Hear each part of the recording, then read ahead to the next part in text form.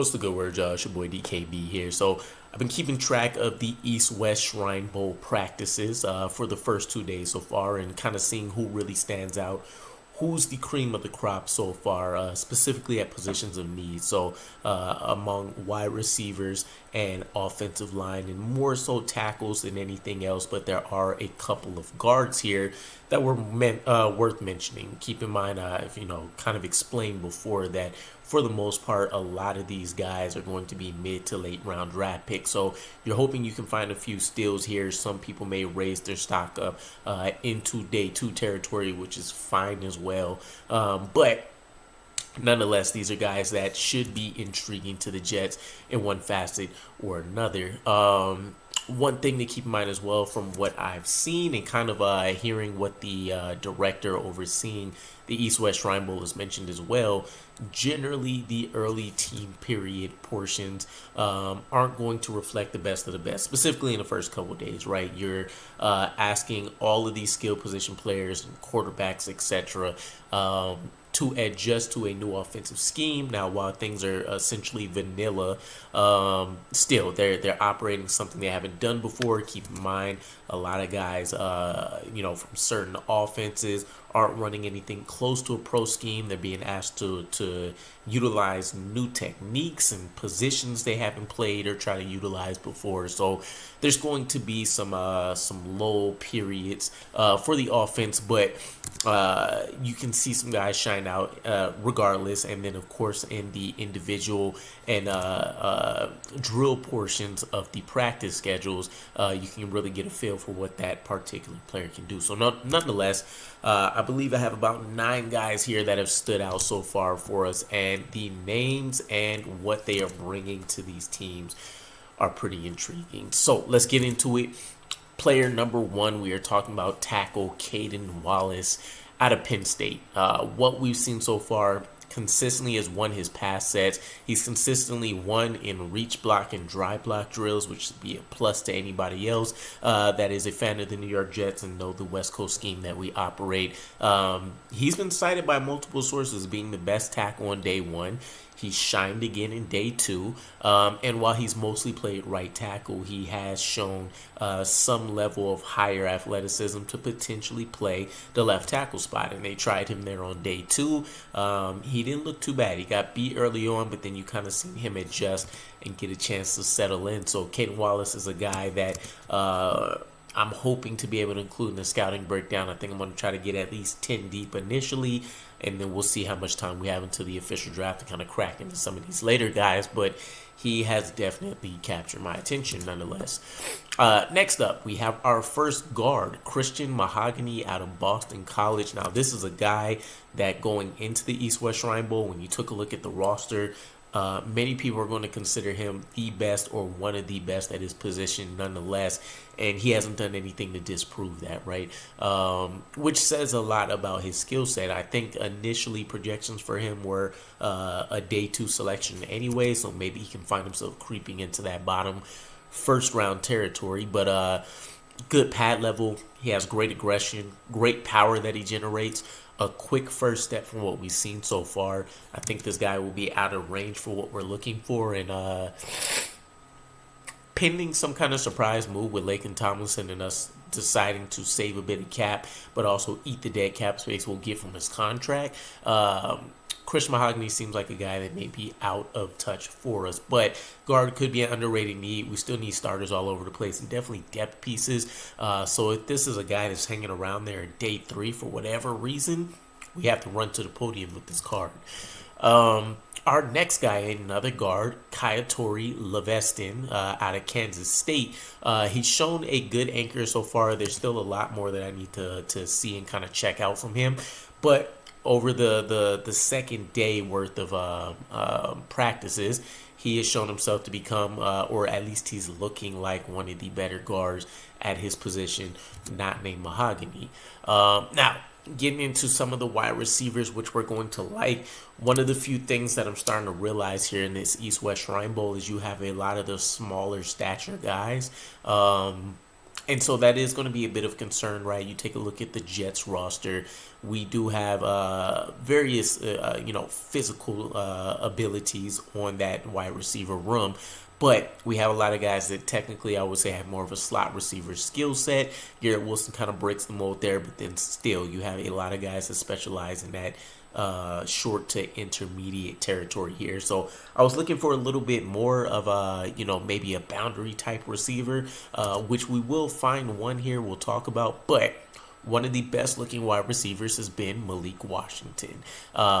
He's looked like the best player, period, at his position. Couple guys in that same conversation piece, but he's shown out early, he's shown out often, he's shown out consistently. Again, small stature, 5'8", 192, but it doesn't look like there's anything he hasn't been able to do. He's won some deep balls, he's crushed guys off the line of scrimmage, he's getting open consistently, 2 to 3 yards, sometimes more on various route concepts. So he's a guy that can see his name called earlier than expected.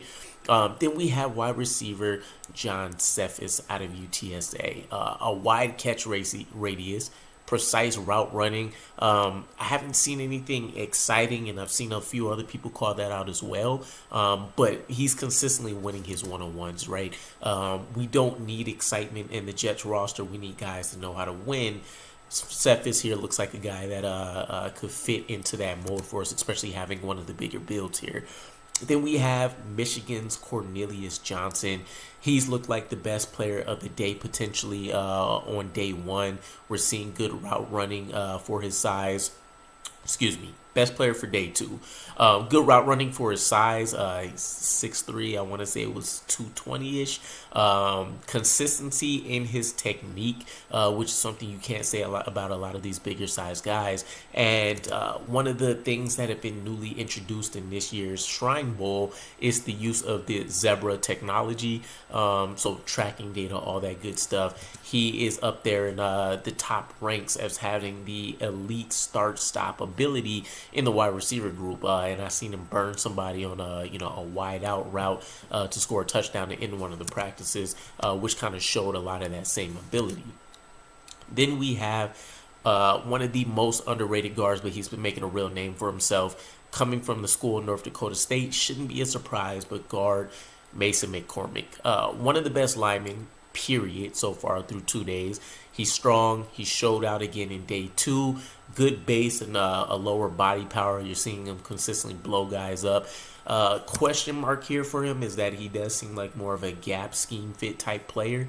But a good player is a good player. You can find a way to work around maybe his inability to do reach and drive blocks, which I'm not saying that is the case with him, but that would be the assumption here without knowing much more of his background and just kind of what we've seen so far.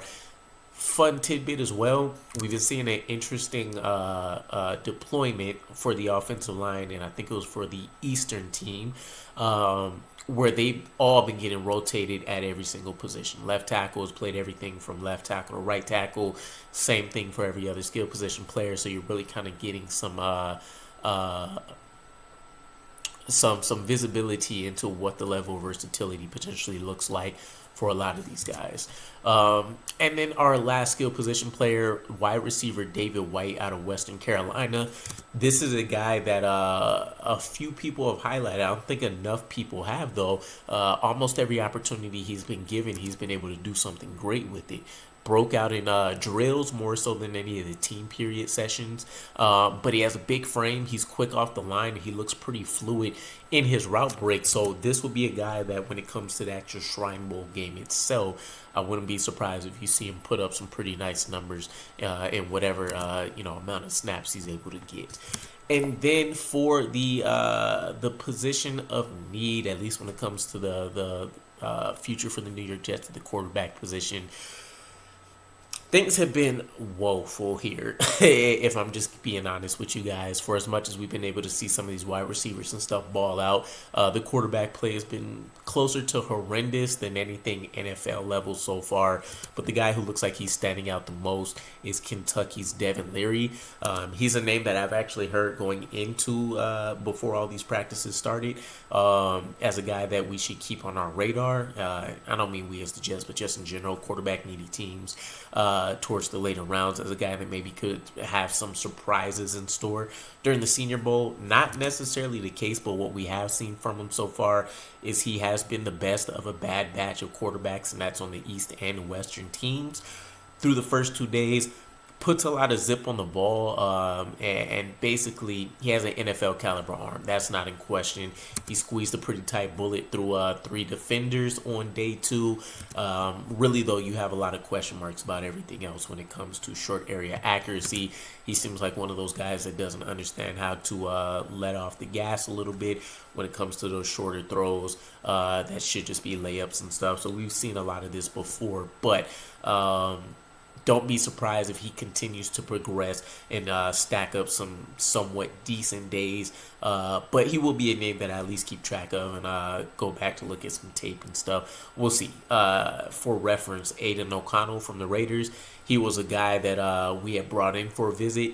Didn't seem like he was really an NFL caliber quarterback, right? We talked about him being maybe a priority free agent and all that kind of stuff. So these guys can break the mold, but just from what we're seeing so far, he's not a guy that I really expect many teams to be giving a ton of look at. But the arm in and of itself is at least worthy of investigating. So nonetheless, let me know what you guys think if you've been watching the East-West Shrine Bowl practices. Who stood out to you? Who's a guy that should be on our radar? And I'll catch you guys again. Peace.